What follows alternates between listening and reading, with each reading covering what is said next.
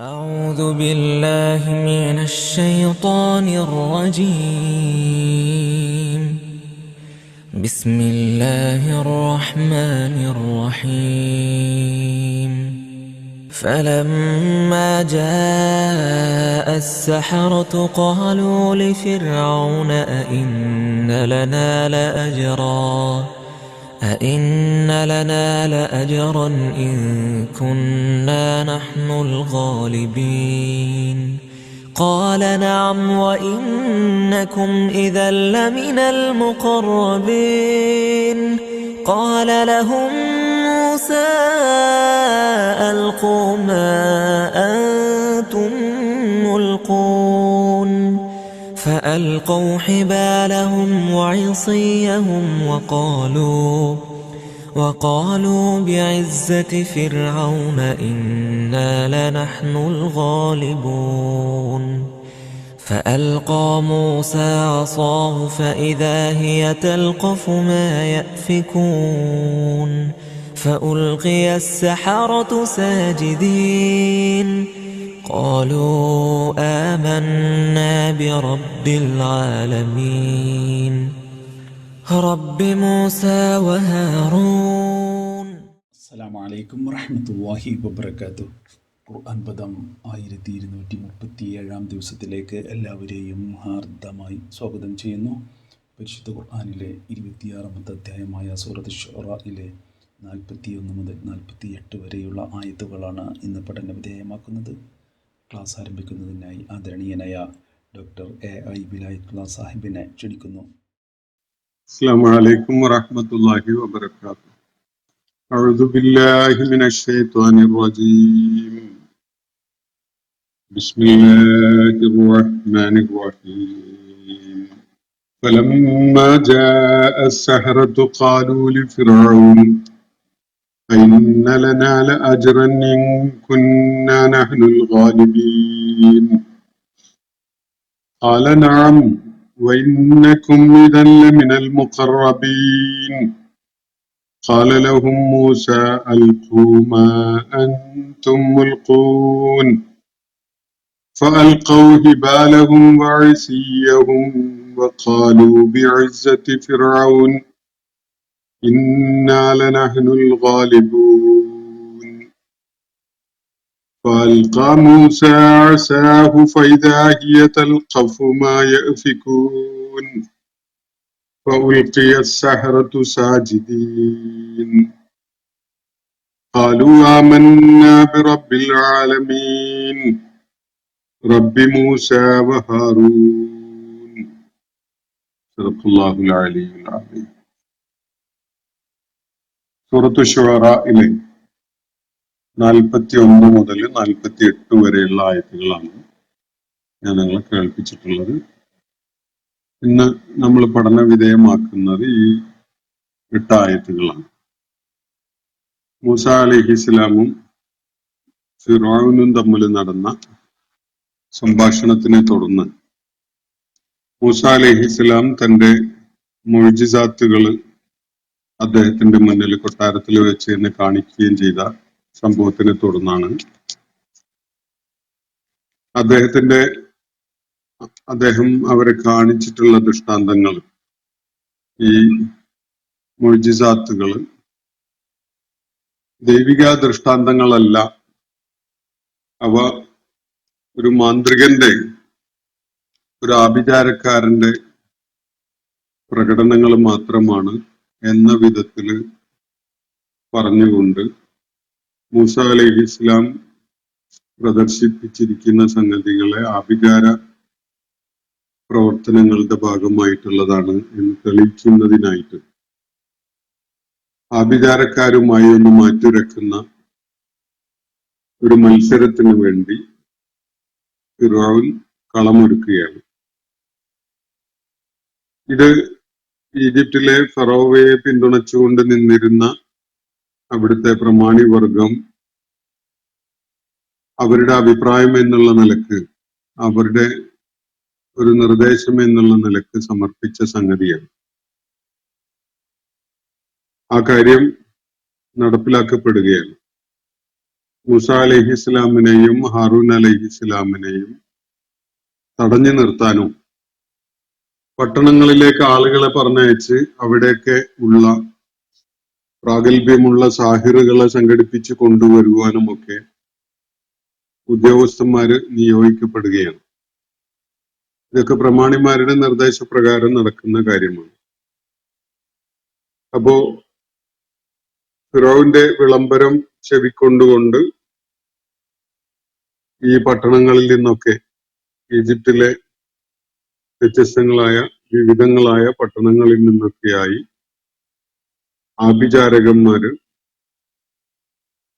നിശ്ചയിച്ച സമയവും സ്ഥലവുമൊക്കെ നേരത്തെ പരാമർശിക്കപ്പെട്ട വിധത്തിലുള്ള അത്തരം ആ സംവിധാനം, ആ അറേഞ്ച്മെന്റ് അനുസരിച്ച് എത്തിച്ചേരുകയാണ്. അങ്ങനെ ആഭിചാരകന്മാരോടായിട്ട് ഫിറോൻ ഒരു കാര്യം പറഞ്ഞത് നമ്മൾ കാണുകയുണ്ടായി. ജനങ്ങളോടൊക്കെ ഒത്തുകൂടാൻ ഈ മാറ്റുരയ്ക്കലിന് ദൃക്സാക്ഷികളാകാൻ വേണ്ടി ആവശ്യപ്പെട്ട ഫിറോൻ ജനങ്ങളോട് ആ സന്ദർഭത്തിൽ പറഞ്ഞൊരു കാര്യം, ലഅല്ലന നത്തബിഉ സഹറത ഇൻ കാനൂ ഹുമുൽ ഗാലിബീൻ. ഈ ആഭിചാരകന്മാര് ആണ് വിജയിക്കുന്നതെങ്കിൽ നമുക്ക് അവര് ഏതൊരു പാരമ്പര്യ മതത്തിനെ പിന്തുണക്കുന്നതിനും സംരക്ഷിക്കുന്നതിനും ഒക്കെ വേണ്ടിയാണോ ഈ ആഭിചാര ക്രിയ ചെയ്യുന്നത്, ആ മതം തന്നെ നമുക്ക് പിന്തുടർന്ന് മുന്നോട്ട് പോകാം എന്നുള്ള നിലക്കുള്ള ഒരു നിർദ്ദേശമാണ് ഫിറോൻ ആ ആഭിചാരകന്മാരെ മുൻനിർത്തിക്കൊണ്ട് ജനങ്ങളോടായിട്ട് പറയുകയുണ്ടായത്. അങ്ങനെ തുടർന്നുണ്ടായ സംഭവങ്ങളാണ് ഈ 41 മുതൽ 48 വരെ ഇന്ന് നമ്മൾ പഠന വിധേയമാക്കുന്ന ആയത്തുകളിൽ വരുന്നത്. ഫലമ്മ ജാഅ സഹറത്തു, അങ്ങനെ ഈ ആഭിചാരകന്മാരൊക്കെ ഫിറോവിന്റെ നിർദ്ദേശപ്രകാരം ഒത്തുചേർന്നപ്പോൾ, അവര് എത്തിച്ചേർന്നപ്പോൾ, ഖാലു ലി ഫിറോൻ, ഫിറോവിന്റെ നേരെ തിരിഞ്ഞുകൊണ്ട് ഫിറോവിനോടായിട്ട് അവര് പറഞ്ഞു, ഇന്ന ലനാ ല അജ്റൻ ഇൻ കുന്ന നഹ്നുൽ ഗാലിബീൻ. ഈ മത്സരത്തില് ഞങ്ങളാണ് വിജയിക്കുന്നതെങ്കിൽ ഞങ്ങൾക്ക് അതിന് പ്രത്യുപകാരമായിട്ടുള്ള പാരിതോഷികങ്ങളൊക്കെ ലഭിക്കുകയില്ലേ എന്നാണ് അവര് ഫിറോവിനോട് ചോദിക്കുന്നത്. ആ ഘട്ടത്തിൽ ഞങ്ങൾക്ക് അതിനുള്ള പ്രതിഫലം ഉണ്ടാവുമല്ലോ, പാരിതോഷികങ്ങളും അതിനുള്ള പ്രതിഫലവും ഒക്കെയായിട്ട് ഞങ്ങൾക്ക് വിലപിടിപ്പുള്ള പലതും സമ്മാനമായിട്ട് നൽകുമല്ലോ എന്നാണ് അവർ പറയുന്നത്.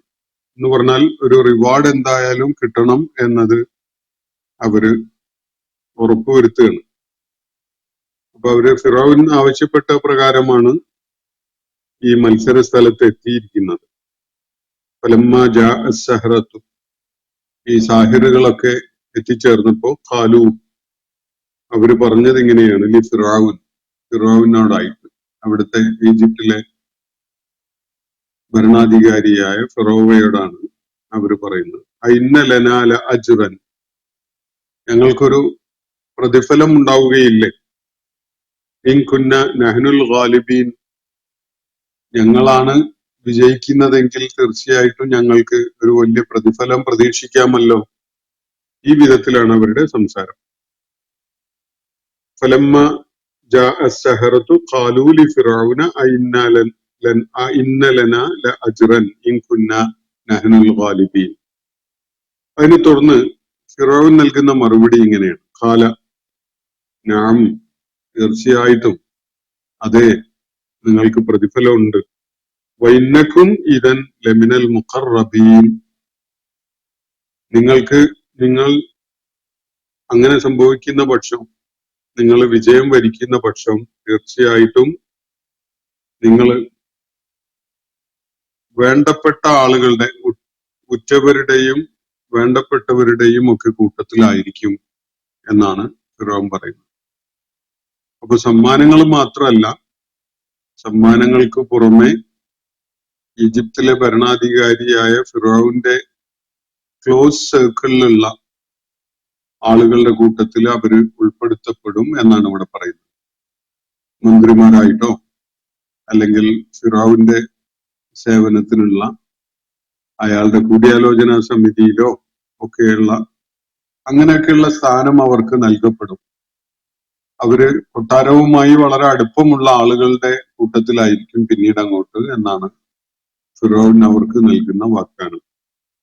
ഞാൻ ഇന്നക്കും ഇതൻ ലമിനൽ മുഖറബീൻ. മുഖറബ് എന്ന് പറഞ്ഞാൽ സാമീപ്യമുള്ളവൻ എന്നാണ് അർത്ഥം.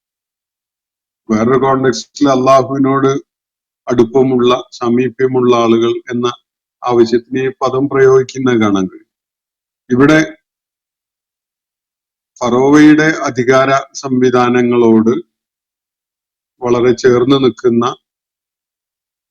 ഒരളവോളം അധികാരം പങ്കിട്ടുകൊണ്ട് പല കാര്യങ്ങളും നിർവഹിക്കാൻ കഴിയുന്ന വലിയ പദവിയും സ്ഥാനവും ഒക്കെയുള്ള ആളുകൾ ആയിരിക്കും നിങ്ങൾ ഈ മത്സരത്തിൽ വിജയിക്കുന്നുവെങ്കിൽ ആ ഒരു പരിഗണനയും സ്ഥാനലബ്ധിയും ഒക്കെ നിങ്ങൾക്ക് പ്രതീക്ഷിക്കാം എന്നാണ് ഫിറഔൻ ഈ സാഹിറുകളോടായിട്ട് പറയുന്നത്.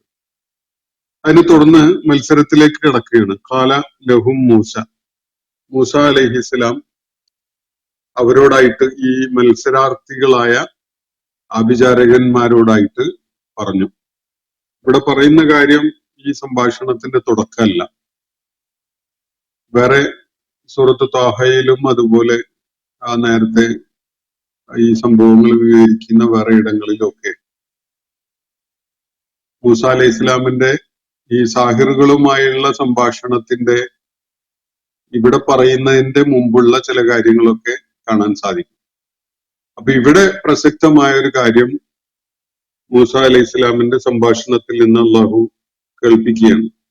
ഖാലലഹും മൂസ, അവരോടായിട്ട് മൂസ അലൈഹി ഇസ്ലാം പറഞ്ഞു, അൽഖു മാ അൻതും മുൽഖൂൻ, നിങ്ങൾ എന്തൊക്കെയാണ് എറിയാൻ ഉദ്ദേശിച്ചിട്ടുള്ളത് എന്ന് വെച്ചാൽ അവയൊക്കെ അങ്ങ് എറിഞ്ഞോളൂ എന്നാണ് ഇവിടെ മൂസ അലൈഹി ഇസ്ലാം പറയുന്നത്. പാമ്പാക്കി മാറ്റാൻ വേണ്ടി അവരെന്തൊക്കെയാണോ തറയിലിടാൻ ഉദ്ദേശിച്ചിട്ടുണ്ടായിരുന്നത് അതൊക്കെ അങ്ങ് ഇട്ടോളൂ എന്നാണ് മൂസ അലൈഹി ഇസ്ലാം ഇവിടെ പറയുന്നത്. വേറെ ചിലയിടത്ത് ആരാണ് ആദ്യം ഇടേണ്ടത് എന്നൊരു വിഷയം സാഹിറുകൾ ഉന്നയിക്കുന്നുണ്ട്. അപ്പൊ മൂസ അലൈഹി ഇസ്ലാം അതിനോട് പ്രതികരിച്ചുകൊണ്ട് നിങ്ങൾ തന്നെ ഇട്ടോളൂ എന്നുള്ള നിലക്ക് അവരോട് ആദ്യം ചെയ്യാൻ വേണ്ടി പറയുന്ന കാര്യം വിവരിക്കുന്നത് കാണാൻ കഴിയും. ഇവിടെ ആ ഭാഗം വിട്ടുകളഞ്ഞിരിക്കുകയാണ്. അത് ഇവിടെ പ്രത്യേകമായിട്ട് എടുത്ത് പറയാതെ മൂസ അലൈഹി ഇസ്ലാം സാഹിറുകളോട് പറഞ്ഞ കാര്യം ഇതാണ്. അതിന്റെ ഏറ്റവും പ്രാധാന്യമുള്ള ഒരു ഭാഗം, അൽഖു മാ അൻതും മുൽഖൂൻ, നിങ്ങൾ എറിഞ്ഞോളൂ, എന്താണോ തറയിൽ എറിയാൻ വേണ്ടി നിങ്ങൾ ഉദ്ദേശിച്ചിട്ടുണ്ടായിരുന്നത് അതങ്ങ് ഇട്ടോളൂ, അത് എറിഞ്ഞോളൂ. അങ്ങനെ ഫഅൽഖൗ ഹിബാലഹും വഅസിയ്യഹും, ഫഅൽഖൗ ഹിബാലഹും വഅസിയ്യഹും, അവരവരുടെ കയ്യിലുണ്ടായിരുന്ന കയറുകളും വടികളും താഴെയിട്ടു, തറയിലിട്ടു. ഈ ആഭിചാരകന്മാര് തങ്ങൾക്കാണ് ആദ്യം അവസരം കിട്ടിയത് എന്ന നിലക്ക് സന്തോഷത്തിൽ തന്നെ അവരുടെ കയ്യിലുണ്ടായിരുന്ന വടികളും കയറുകളും ഒക്കെ തറയിലേക്ക് എറിഞ്ഞു. ഈ മുന്നോട്ട് പോകുന്നതിന് മുമ്പ് നമ്മൾ മനസ്സിലാക്കേണ്ട ഒരു കാര്യം, ആഭിചാരകന്മാരുടെ ഒരു പ്രകൃതവും മൂസ അലൈഹി ഇസ്ലാമിന്റെ ഒരു പ്രകൃതവും തമ്മിൽ ഇവിടെ താരതമ്യം ചെയ്യാൻ പറ്റുന്ന ചില കാര്യങ്ങൾ നമുക്ക് വെളിപ്പെടുന്നുണ്ട്. ആഭിചാരകന്മാർ എപ്പോഴും അവരുടെ ആ പ്രവർത്തനത്തിലൂടെ ലക്ഷ്യമിടുന്നത് ഭൗതിക നേട്ടങ്ങളാണ്. അവർക്ക് ഒരു ജീവിതമാർഗം എന്നുള്ള നിലക്ക് അതിലൂടെ ധനം ലഭിക്കുക എന്നതാണ് അവർ ലക്ഷ്യമിടുന്ന ഒരു കാര്യം. ഫറോവ അവർക്ക് ഓഫർ ചെയ്തിട്ടുള്ളത് അതിനേക്കാൾ ഒരല്പം കൂടുതലുള്ള സ്ഥാനവും പദവിയും അതുപോലെ കൊട്ടാരത്തിൽ വലിയ ഇൻഫ്ലുവൻസും ഒക്കെ ഉള്ള ആളാവാനുള്ള അവസരം നൽകും എന്നുള്ള നിലക്ക് കൂടിയാണ്. അപ്പൊ ഈ സംഗതിയിൽ നിന്ന് തന്നെ നമുക്കൊരു കാര്യം വളരെ വ്യക്തമാണ്. ഇവർക്ക്, ഈ ആഭിചാരകന്മാർക്ക് അവരുടേതായ ഒരു ആദർശമോ ഒരു ജീവിത ദൗത്യമോ ഒരു ലക്ഷ്യമോ അങ്ങനെയുള്ള സംഗതികളൊന്നുമില്ല. അവര് ലക്ഷ്യമാക്കുന്നത് ഭൗതിക നേട്ടങ്ങളാണ്.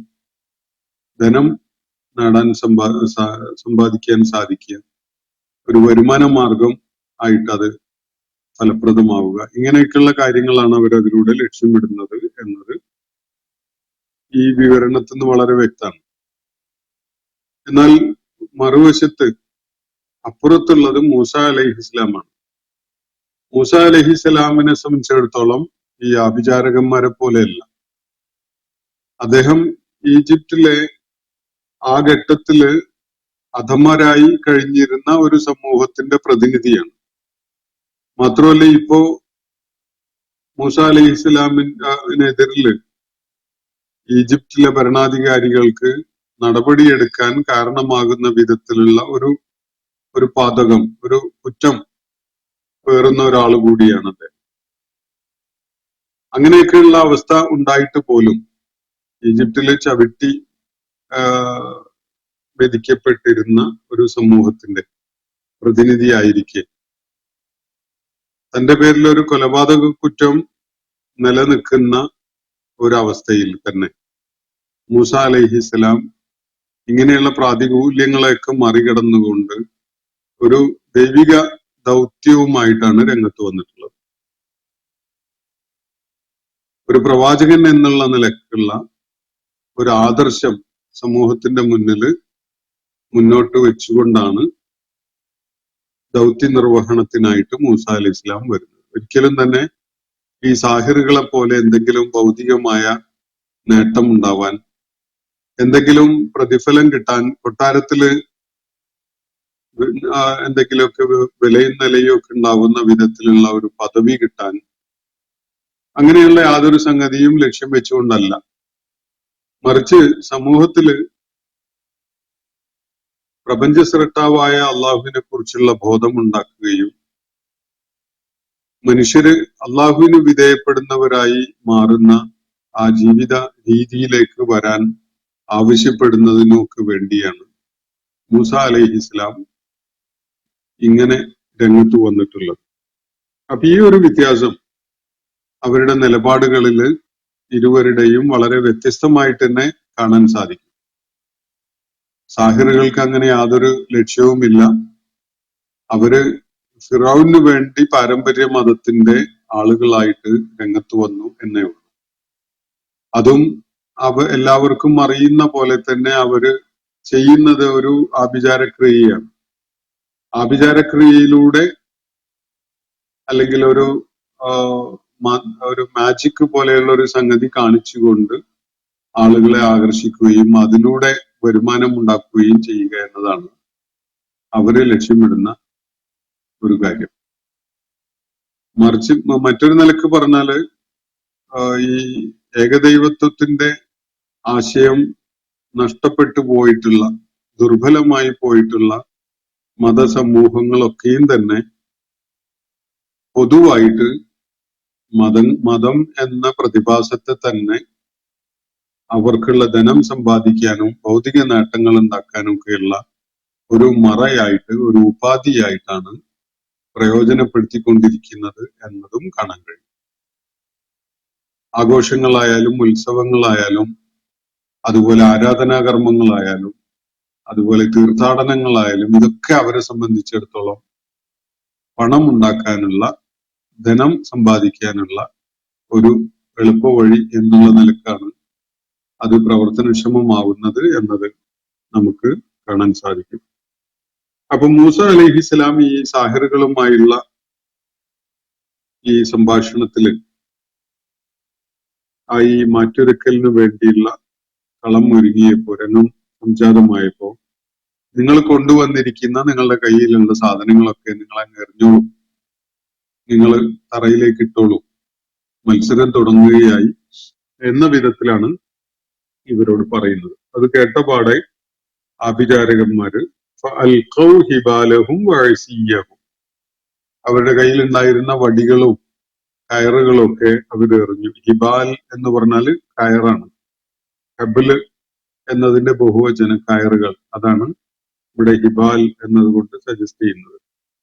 ഹബിലും മിനല്ലാ എന്നുള്ള പ്രയോഗം വിശുദ്ധ ഖുർആനിൽ നമുക്ക് വേറെ കാണാൻ കഴിയും.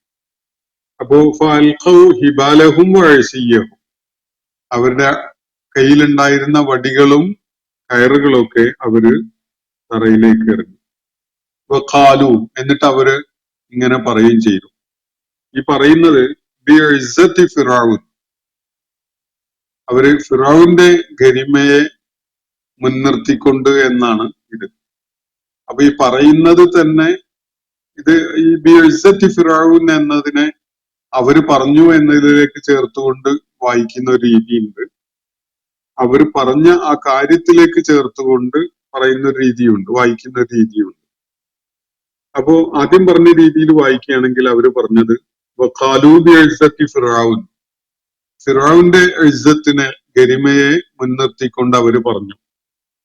ഈ രണ്ടാമത്തെ വിധത്തിൽ വായിക്കുകയാണെങ്കിൽ അവര് പറഞ്ഞു ബിഇസ്സത്തി ഫിറഔൻ ഇന്നാ ലനഹ്നുൽ ഗാലിബൂൻ, ഫിറഔന്റെ സ്ഥാനവും പദവിയും ഔന്നത്യവും ഒക്കെയാണ് ഇന്ന് നമ്മൾ തന്നെയാണ് വിജയിക്കാൻ പോകുന്നത്. ഇതാണ് അവർ പറയുന്ന കാര്യം. ഫിറഔനാണ് രാജ്യത്തെ ഏറ്റവും വലിയ അധികാരം കൈയാളുന്ന ആള്. ഫിറഔന്റെ സ്ഥാനവും പദവിയും ഒക്കെ ചോദ്യം ചെയ്യപ്പെടാത്ത ഒരു സംഗതിയാണ്. അതിനെ മുൻനിർത്തിക്കൊണ്ട് അവര് പറയുന്നത് തീർച്ചയായിട്ടും ഫിറഔന്റെ ഇസ്സത്ത് കാരണമായിട്ട് ഇന്ന് വിജയിക്കാൻ പോകുന്നത് ഞങ്ങൾ തന്നെയാണ് എന്നാണ്, നമ്മൾ തന്നെയാണ് എന്നാണ് അവർ പറയുന്നത്. അപ്പോ രണ്ടു നിലക്ക് ആയാലും വലിയ വ്യത്യാസമൊന്നുമില്ല. വായനയില് അർത്ഥ സൂചനകളിലൊന്നും പറയത്തക്ക വ്യത്യാസമൊന്നുമില്ല. രണ്ടു നിലക്കും വായിക്കാം എന്നേ ഉള്ളൂ. അപ്പൊ മൂസ അലൈഹിസ്സലാം വടി തറയിലിടുന്നതിന് മുമ്പായിട്ട് ഈ സാഹിറുകൾ വടികളും അതുപോലെ കയറുകളും തറയിലിടുകയും അവരിങ്ങനെ പറയുകയും ചെയ്തു, ഫിറൗനാണ് ഞങ്ങളുടെ പാട്രൺ എന്ന, തങ്ങളുടെ പാട്രൺ ഫിറൗനാണ് എന്ന ഒരു നാട്യത്തോടു കൂടി, അല്ലെങ്കിൽ ആ ഒരു നിഗളിപ്പോടു കൂടിയാണ് അവരിങ്ങനെ പറയുന്നത്. ഇന്നാല നഹ്നുൽ ഗാലിബൂൻ, ഇന്ന് എന്തായാലും നമ്മൾ തന്നെയാണ് വിജയികളാവാൻ പോകുന്നത് എന്നാണ് അവർ പറഞ്ഞത്. അപ്പൊ ഫഅൽഖ മൂസ അസാഹു, അപ്പൊ അതിന്റെ മുമ്പ് ഈ സാഹിറുകളുടെ വടിയും കയറുകളും ഒക്കെ എന്തായി എന്നത് ഇവിടെ പറയുന്നില്ല. ഈ കഥാ വിവരണങ്ങള് കാണാൻ കഴിയുന്ന വേറെ സൂറത്തുകളിൽ നമുക്കത് പരാമർശിക്കപ്പെട്ടത് കാണാൻ കഴിയും. അവര് തറയിലിട്ട കയറുകളും വടികളും ഒക്കെ ആളുകളുടെ കണ്ണുകൾ റാഞ്ചുന്ന വിധത്തിലുള്ള ഒരു സിഹ്ർ ആയിട്ട് അനുഭവപ്പെട്ടു എന്നൊക്കെയുള്ള നിലക്ക് പറയുന്നത് കാണാൻ കഴിയും. നമുക്കതിലേക്ക് വരാം.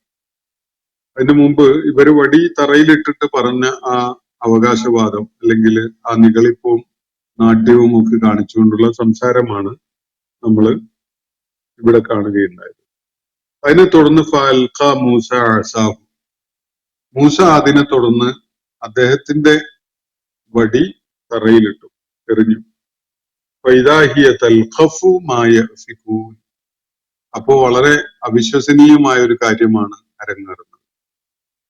ഖുർആൻ ഇവിടെ പറയുന്നു ഫഇദാ ഹിയ തൽഖഫു, മൂസ അലൈഹി ഇസ്ലാം തറയിലിട്ട ആ വടി സർപ്പമായി മാറിയത്, അത് വിഴുങ്ങുകയാണ്. സർപ്പമായി മാറി എന്നൊന്നും ഇവിടെ പറയുന്നില്ല, വേറെ ചിലയിടങ്ങളിൽ അത് വ്യക്തമായിട്ട് പറയുന്നുണ്ട്. അപ്പോ മൂസ തറയിലിട്ടത് എന്താ സംഭവിച്ചത്? അത് വിഴുങ്ങാൻ തുടങ്ങി.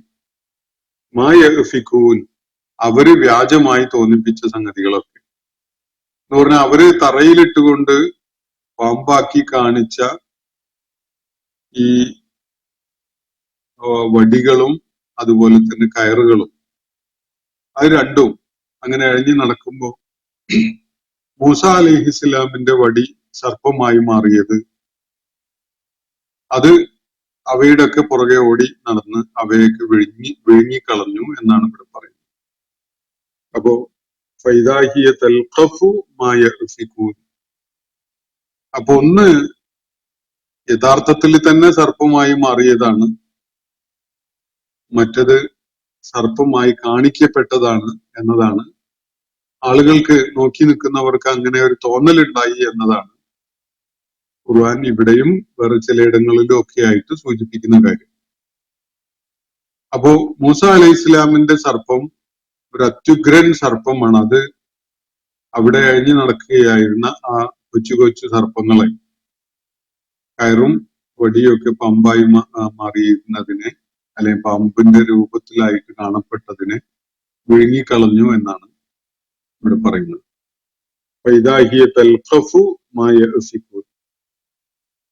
മൂസ അലൈഹി ഇസ്ലാമിന്റെ സർപ്പം ഈ സാഹിറുകളുടെ സർപ്പങ്ങളെ വിഴുങ്ങിക്കളഞ്ഞു എന്ന് പറയുന്ന ഈ പ്രയോഗം രണ്ട് നിലക്ക് മനസ്സിലാക്കപ്പെടുന്നുണ്ട്. ഒന്ന്, ഇതിന്റെ തലത്തിലുള്ള അർത്ഥസൂചനകളോടെ എന്ന് പറഞ്ഞാൽ ശരിക്കും തന്നെ ലിറ്ററലി മൂസ അലൈഹി ഇസ്ലാമിന്റെ സർപ്പം ഈ സാഹിറുകളുടെ സർപ്പങ്ങളെ വിഴുങ്ങിക്കളഞ്ഞു എന്ന ലിറ്ററൽ മീനിങ്ങിൽ മനസ്സിലാക്കുന്നുണ്ട്.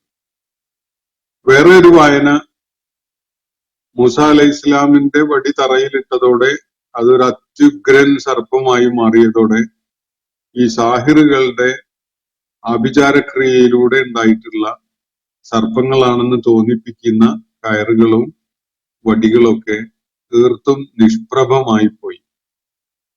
അതിന്റെയൊക്കെ സർപ്പങ്ങളാണെന്നുള്ള ഒരു തോന്നല് പോലും ഇല്ലാതാകുന്ന വിധത്തില് അവ വടികളും കയറുകളുമായി കാണപ്പെടുന്ന ഒരവസ്ഥ ഉണ്ടായി.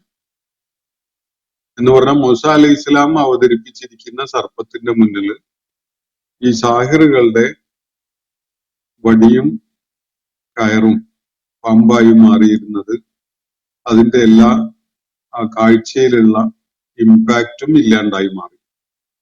അത് തീർത്തും നിഷ്പ്രഭമായി വിലയില്ലാത്തതായി മാറി മൂസ അലൈഹി ഇസ്ലാമിന്റെ സർപ്പത്തിന്റെ മുമ്പിൽ. അങ്ങനെ ഒരു വായനയും നടക്കുന്നുണ്ട്. രണ്ടും സാധ്യതയുള്ള വിധത്തിലാണ് ഖുർആന്റെ പ്രയോഗം. അപ്പോ മൂസ അലൈഹി ഇസ്ലാം തന്റെ വടി തറയിലിട്ടു. അതിനെ തുടർന്ന് അവരെന്തൊക്കെയാണോ വ്യാജമായി ഉണ്ടാക്കിയിരുന്നത് അതിനെയൊക്കെ മൂസ അലൈഹി ഇസ്ലാമിന്റെ സർപ്പം വിഴുങ്ങിക്കളഞ്ഞു. അപ്പൊ ഉണ്ടാകുന്ന അത്യത്ഭുതകരമായ ഒരു കാര്യമാണ് അള്ളാഹുവിടെ ചൂണ്ടിക്കാണിക്കുന്നത്. എന്താണ് സംഭവിച്ചത്? സാഹിറുകളൊക്കെ ഈ കാഴ്ച കണ്ടുകൊണ്ട് നിൽക്കുകയാണല്ലോ, എന്താ സംഭവിക്കുക എന്നുള്ളത് അറിയാൻ വേണ്ടി. അവര് തറയിലിട്ടിരിക്കുന്ന വടികളും കയറുകളും ഒക്കെ പാമ്പായി അവ ഓടി നടക്കുന്നുണ്ട്. മൂസ അലൈഹി ഇസ്ലാം തറയിലിട്ട വടി ഒരു അത്യുഗ്രൻ സർപ്പമാവുകയും ചെയ്തു. അങ്ങനെ ഈ മൂസ അലൈഹി ഇസ്ലാമിന്റെ സർപ്പം ബാക്കിയുള്ളതിനൊക്കെ വിഴുങ്ങിക്കളയുന്നു എന്ന ആ കാഴ്ച അത് കണ്ട് സ്തബ്ധരായി പോവുകയാണ് സാഹിറുകൾ. അവർക്ക് കൃത്യമായിട്ട് വളരെ ഞൊടിയിടയിൽ തന്നെ ബോധ്യപ്പെടുകയാണ് തങ്ങൾ അവതരിപ്പിച്ചത് സിഹ്റാണ്, അത് ആളുകളെ കൊണ്ട് അങ്ങനെ തോന്നിപ്പിക്കുന്ന ഒരു കലയാണ്. എന്നാൽ മൂസ അലൈഹി ഇസ്ലാമിൻ്റെത് ഒരിക്കലും അങ്ങനെ അല്ല എന്നത് അവർക്ക് ബോധ്യപ്പെടുകയാണ്. അത് ദൈവികമായ ഒരു നിർദ്ദേശപ്രകാരം മൂസ അലൈഹി ഇസ്ലാം വടി തറയിലിടുന്നു. അത് സ്വാഭാവികമായ പ്രകൃതിയിൽ കാണുന്ന തന്നെ വിധത്തിലുള്ള ഒരു അത്യുഗ്രൻ സർപ്പമായിട്ട് മാറുകയും ചെയ്യുന്നു. ഇത് അള്ളാഹുവിന്റെ നിർദ്ദേശപ്രകാരം ഉണ്ടായ ഒരു ജനുവിനായ സംഗതിയാണ്. ഇത് ഏറ്റവും ആദ്യം ബോധ്യപ്പെടുന്നത് ഈ സാഹിറുകൾക്കാണ്, ഈ മാന്ത്രികന്മാർക്കാണ് ഏറ്റവും ആദ്യം അത് ബോധ്യപ്പെടുന്നത്. അതിനെ തുടർന്ന് അവരുടെ പ്രതികരണം വളരെ ശ്രദ്ധേയമാണ്. എന്താണ് എങ്ങനെയാണ് അവര് പ്രതികരിച്ചിട്ടുള്ളത്? ഉടനെ തന്നെ ആ കാഴ്ച കണ്ട് വലിയ ഞെട്ടലുണ്ടായ ഈ സാഹിറുകൾ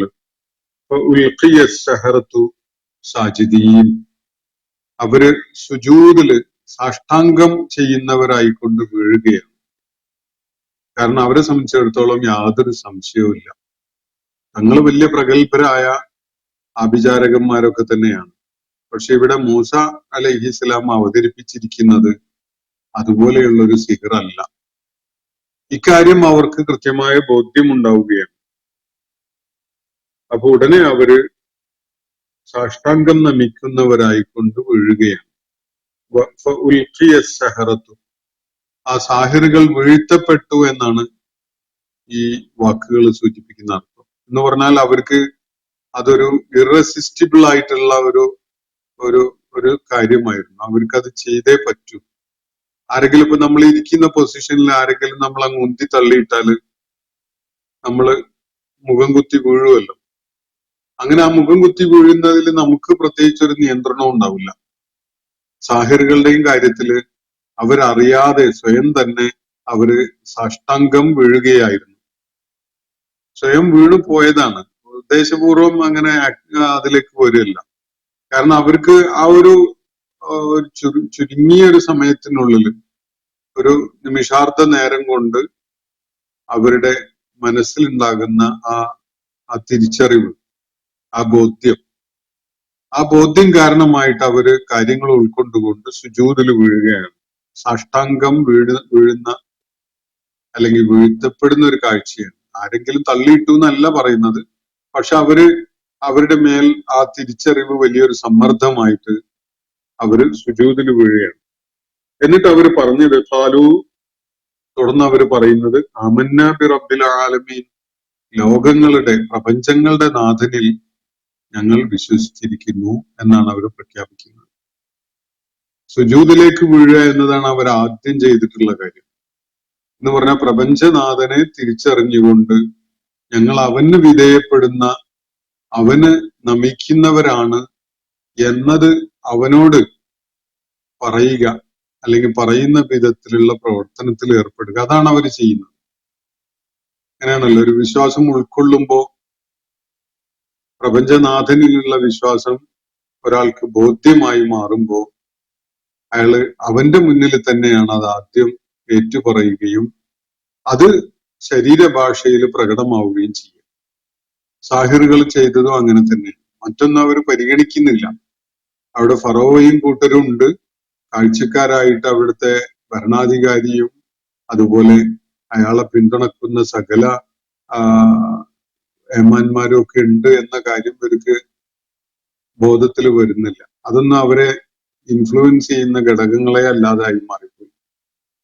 ആ ഒരു ചുരുങ്ങിയ സമയത്തിനുള്ളിൽ അവര് ആ ദൃഢബോധ്യത്തിന്റെ ആളുകളായി മാറുന്നത് കാരണമായി സുജൂദിൽ വീഴുകയാണ്, സാഷ്ടാംഗം വീഴുകയാണ് അവര്, അല്ലെങ്കിൽ വീഴ്ത്തപ്പെടുകയാണ് ആ അവസ്ഥയിൽ. അത്രയും വലിയ സമ്മർദ്ദമാണ് മാനസികമായിട്ട് അവർക്ക് അനുഭവപ്പെട്ടത്. ഖാലു, അതിനെ തുടർന്നാണ് അവർ പറയുന്നത് ഖാലു ആമന്ന ബി റബ്ബിൽ ആലമീൻ, ലോകങ്ങളുടെ പ്രപഞ്ചങ്ങളുടെ നാഥനിൽ ഞങ്ങൾ ഇതാ വിശ്വസിച്ചിരിക്കുന്നു എന്നാണ് അവര് വിളിച്ചു പറയുന്നത്. ആരാണ് ഈ ലോകങ്ങളുടെ നാഥൻ? റബ്ബി മൂസ വ ഹാറൂൻ, മൂസായുടെയും ഹാറൂന്റെയും നാഥനുണ്ടല്ലോ, അതാണ് ലോകങ്ങളുടെ നാഥൻ. ആ നാഥനിൽ, ആ റബ്ബുൽ ആലമീനിൽ ഞങ്ങളിതാ വിശ്വാസമുള്ളവരായിരിക്കുന്നു എന്ന് ആദ്യം പ്രഖ്യാപിക്കുന്നത് ഈ സാഹിറുകളാണ്. സാഹിറുകളെ ഫറോവ ഈജിപ്തിലെ വിവിധ പട്ടണങ്ങളിൽ നിന്നായിട്ട് ഉദ്യോഗസ്ഥന്മാരും മുഖേന അവിടെ ഒരുമിച്ച് കൂട്ടിയിട്ടുണ്ടായിരുന്നത് അവിടുത്തെ പാരമ്പര്യ മതത്തിനെ പ്രതിരോധിക്കാൻ വേണ്ടിയാണ്. മൂസ അലൈഹി ഇസ്ലാം കൊണ്ടുവന്നിരിക്കുന്ന ജീവിത ദർശനത്തെ തറ പറ്റിക്കാനും ഞങ്ങള് പാരമ്പര്യമായി പിന്തുടരുന്ന ദീൻ തന്നെയാണ് സുപ്രധാനം എന്നത് വരുത്താനും ഒക്കെ വേണ്ടിയാണ് അവരെ കൊണ്ടുവന്നിട്ടുണ്ടായിരുന്നത്. അങ്ങനെ ഫിറോൻ പറഞ്ഞൊരു കാര്യവും അങ്ങനെ തന്നെയാണ്. തുടക്കത്തില് നമുക്ക് ഇവര് വിജയിക്കുകയാണെങ്കിൽ സാഹിറുകളുടെ മാർഗം സ്വീകരിക്കാമല്ലോ, അല്ലെങ്കിൽ സാഹിറുകളുടെ മാർഗത്തിൽ തന്നെ നമുക്ക് തുടരാമല്ലോ എന്ന നിലക്കാണ് ജനങ്ങളോട് ഫിറോൻ പറഞ്ഞിട്ടുണ്ടായിരുന്നത്. ഒരു വളരെ അപ്രതീക്ഷിതമായിട്ടുണ്ടായ ഒരു ഐറണി എന്ന നിലക്ക് ഇപ്പോഴുള്ള വിഷയം സാഹിറുകള് സത്യമാർഗം സ്വീകരിച്ചവരായി മാറി. അപ്പൊ സാഹിറുകളുടെ വഴിയാണ് നമ്മൾ പിൻപറ്റുന്നതെങ്കിൽ എങ്ങോട്ടാണ് എല്ലാവരും പോകേണ്ടി വരിക? നേരത്തെ പറഞ്ഞത് സാഹിറുകളാണ് വിജയികളെങ്കിൽ അവരുടെ വഴി നമുക്ക് സ്വീകരിക്കാമല്ലോ, ആ വഴിയിലൂടെ തന്നെ നമുക്ക് സഞ്ചരിക്കാമല്ലോ എന്നാണ്. ഇപ്പോ ആ സാഹിറുകളാണ് മൂസ അലൈഹി ഇസ്ലാമിന്റെയും ഹാറൂൻ അലൈഹി ഇസ്ലാമിന്റെയും റബ്ബിലാണ് ഞങ്ങൾക്ക് വിശ്വാസമുള്ളത്, ലോകങ്ങളുടെ നാഥനിൽ ഞങ്ങൾ വിശ്വസിച്ചിരിക്കുന്നു എന്നാണ് ഇവിടെ പ്രഖ്യാപിച്ചിട്ടുള്ളത്. അപ്പൊ ആ സാഹിറുകള് സത്യമാർഗം സ്വീകരിച്ചവരും അതുപോലെ മൂസ അലൈഹി ഇസ്ലാമിനെയും ഹാറൂൻ അലൈഹി ഇസ്ലാമിനെയും ദൈവിക ദൂതന്മാരായി അംഗീകരിച്ചവരും ആയി മാറിയിരിക്കുകയാണ്. ഇതിന് അവർ ആരുടെയും അനുമതി കിട്ടാൻ വേണ്ടി കാത്തു നിന്നിട്ടില്ല. വീട്ടിൽ പോയിട്ട് ഭാര്യയും മക്കളും ഒക്കെ ആയിട്ട് കൂടിയാലോചിച്ചിട്ട് വന്നാലോ എന്ന് അവർ ആലോചിച്ചിട്ടില്ല.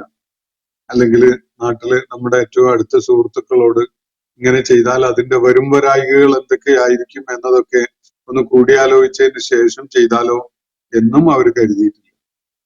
മാത്രവുമല്ല, അവിടെ എല്ലാം കണ്ടും കേട്ടും നിരീക്ഷിച്ചും അവിടെ നിന്നിരുന്ന ഈജിപ്തിലെ ഭരണാധികാരി ഫറോവയുടെ അനുമതി കിട്ടാൻ പോലും അവർ കാത്തു നിന്നിട്ടില്ല. അതൊന്നും ചെയ്യാതെ തന്നെ അവർക്കുണ്ടായ ബോധ്യം അംഗീകരിച്ചുകൊണ്ട് അവര് ഹാറൂന്റെയും മൂസായുടെയും നാഥനിൽ ഞങ്ങൾ വിശ്വസിച്ചിരിക്കുന്നു, പ്രപഞ്ചങ്ങളുടെ നാഥനിൽ ഞങ്ങൾ വിശ്വസിച്ചിരിക്കുന്നു എന്ന് പറഞ്ഞുകൊണ്ട് ആ പ്രപഞ്ചനാഥന് സുജൂദ് ചെയ്യുന്നവരായി മാറുകയാണ് അവര് ഉടനെ ചെയ്യുന്നത്. അള്ളാഹുവിനെ തിരിച്ചറിഞ്ഞുകൊണ്ട് അള്ളാഹുവിന്റെ ദൂതന്മാരെ സത്യപ്രവാചകന്മാരാണ് എന്ന് മനസ്സിലാക്കിക്കൊണ്ട് അവര് ആ മാർഗത്തിലേക്ക് കടന്നു വരികയാണ്. ഒരു പേടിയും ഒരു ഭയപ്പാടും കാണിക്കാതെ അവര് അവരുടെ തീരുമാനം പ്രഖ്യാപിക്കുകയുമാണ് ഇവിടെ ഉണ്ടാകുന്നത്. ഈ സംഭവങ്ങളുടെ തുടർ വിവരണങ്ങൾ തുടർന്നുള്ള ആയത്തുകളിൽ വരുന്നുണ്ട്. ഇൻഷാ അല്ലാഹ് ബാക്കി വിശദാംശങ്ങൾ നമുക്ക് ആ ആയത്തുകൾ പഠന വിധേയമാക്കുമ്പോൾ മനസ്സിലാക്കാൻ ശ്രമിക്കാം. ഒരു ചോദ്യം ഇവിടെ ചിന്മയ എന്ന പ്രൊഫൈലിൽ നിന്ന് വന്നിട്ടുണ്ടായിരുന്നു. സത്യസായി ബാബ ശൂന്യതയിൽ നിന്ന് പലതും എടുത്തു കൊടുക്കുമായിരുന്നു. അതാണ് അദ്ദേഹം ചൂണ്ടിക്കാണിക്കുന്ന ഒരു കാര്യം. അപ്പൊ മൂസ അലൈഹി ഇസ്ലാം കാണിച്ചതിന് ഒരു പ്രസക്തി ഇല്ല എന്നുള്ള നിലക്കാണ് പറയുന്നത്. അത് ഞാൻ യോജിക്കുകയാണ്. സത്യസായി ബാബ എന്ന് ഞാൻ പറയാറില്ല, കള്ള സായി ബാബ എന്ന് ഞാൻ പറയാറുള്ളൂ.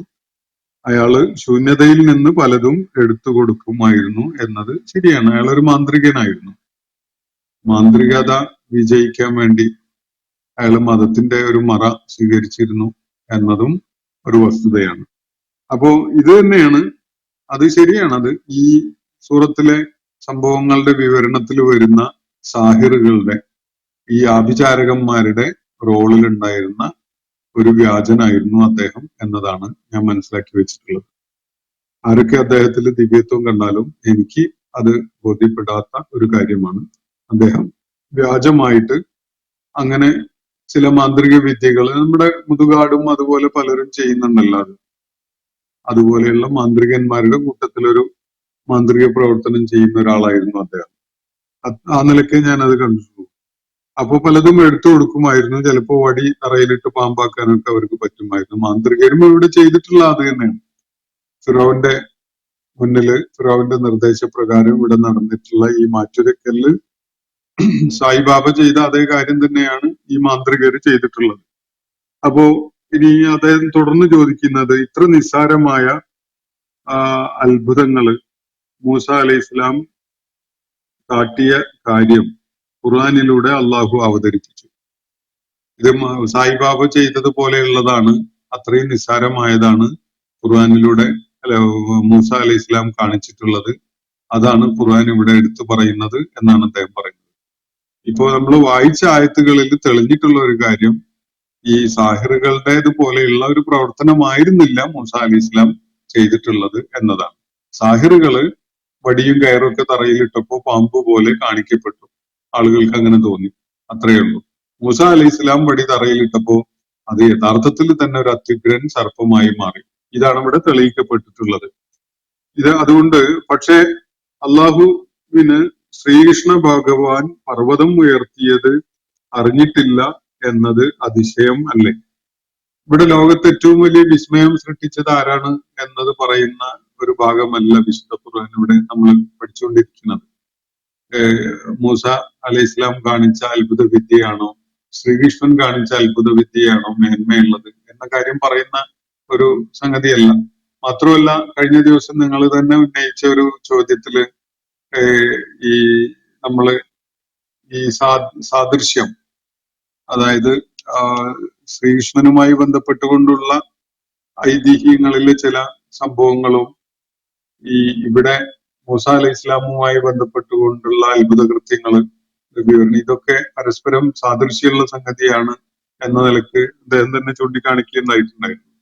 അപ്പോ ഇത് രണ്ടും ഒരേ ആളുകളാവാൻ സാധ്യതയുണ്ട്.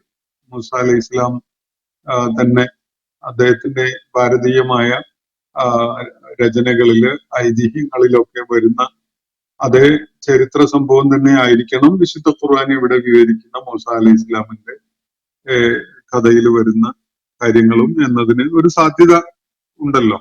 അപ്പൊ പർവ്വതം ഉയർത്തി കാണിച്ചു എന്ന വിധത്തിലൊക്കെ മൂസ അലൈഹി ഇസ്ലാമിനെ കുറിച്ച് ഇന്ത്യൻ സ്രോതസ്സുകളിൽ നമുക്ക് കാണാൻ കഴിയുന്നുണ്ടെങ്കിൽ അത് സത്യമാണെങ്കിൽ അള്ളാഹുവിന്റെ പ്രവാചകൻ എന്നുള്ള നിലക്ക് അങ്ങനെ ഒരു കാര്യം ഉണ്ടായിട്ടുണ്ടാകാം. മൂസ അലൈഹി ഇസ്ലാമിന്റെ തന്നെ ചരിത്രത്തില് ഇത് നമുക്ക് പിന്നീട് കാണാൻ കഴിയുന്നുണ്ട്.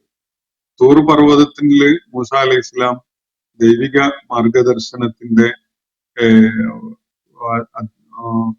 മറ്റു ലെസൻസ് വാങ്ങാൻ വേണ്ടി ഫലകങ്ങള് സ്വീകരിക്കാൻ വേണ്ടി പോയ ഘട്ടത്തില് ബനു ഇസ്രായേൽ സമൂഹത്തെ അത് ശിരസിലേൽക്കുന്ന ആളുകളായി മാറുമോ, അത് അവര് സ്വീകരിച്ച് ഉൾക്കൊള്ളാൻ സന്നദ്ധരാകുമോ എന്ന കാര്യത്തിൽ അവരെ ദൃഢബോധ്യമുള്ളവരാക്കി മാറ്റുന്നതിന് വേണ്ടി അവര് നിന്നിരുന്ന പർവ്വതം അങ്ങനെ വിറപ്പിക്കപ്പെട്ട സംഭവമൊക്കെ ഖുർആൻ പറയുന്നുണ്ട്. ആ കാര്യമായിരിക്കണം നിങ്ങൾ ഈ സൂചിപ്പിക്കുന്ന ഭാരതീയ രചനകളിലൊക്കെ കാണാൻ കഴിയുന്ന കാര്യം.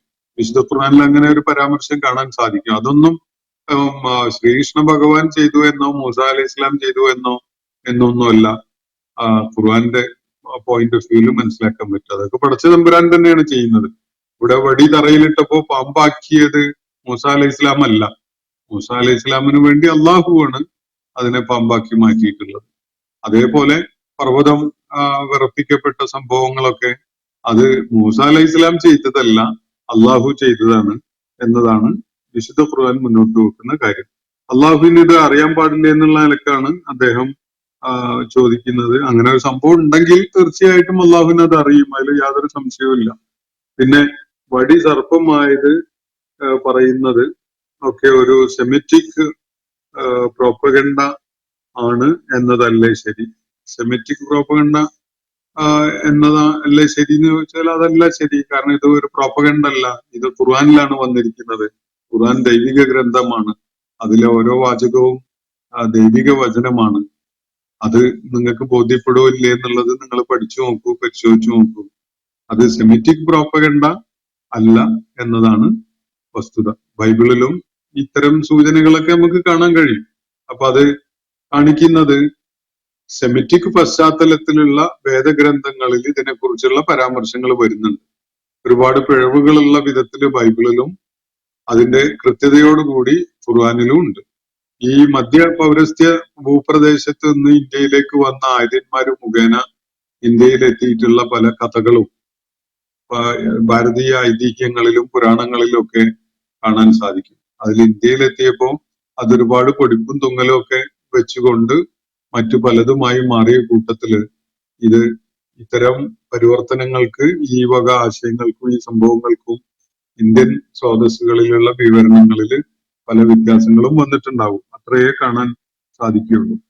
അപ്പോ ഇതില് പർവ്വതത്തെ ഇളക്കുക, തൂർ സീന പർവ്വതത്തിന് അവരുടെ തലക്ക് മീതെ നാം ഉയർത്തി കാണിച്ചു എന്നൊക്കെ ഖുർആൻ പറയുന്നുണ്ട്.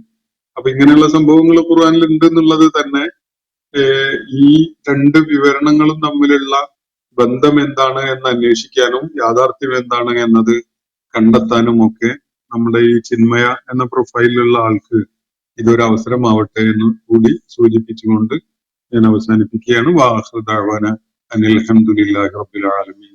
അസ്സലാമു അലൈക്കും വറഹ്മത്തുള്ളാഹി വബറകാതുഹു. ഇന്നത്തെ ഖുർആൻ പദം ഇവിടെ സമാപിക്കുന്നു. ഖുർആൻ പഠനത്തിൽ പങ്കെടുത്ത എല്ലാവർക്കും അല്ലാഹു അർഹമായ പ്രതിഫലം നൽകി അനുഗ്രഹിക്കട്ടെ. വആഖിറു ദഅ്വാന അനിൽ ഹംദുലില്ലാഹി റബ്ബിൽ ആലമീൻ. അസ്സലാമു അലൈക്കും വറഹ്മത്തുള്ളാഹി വബറകാതുഹു.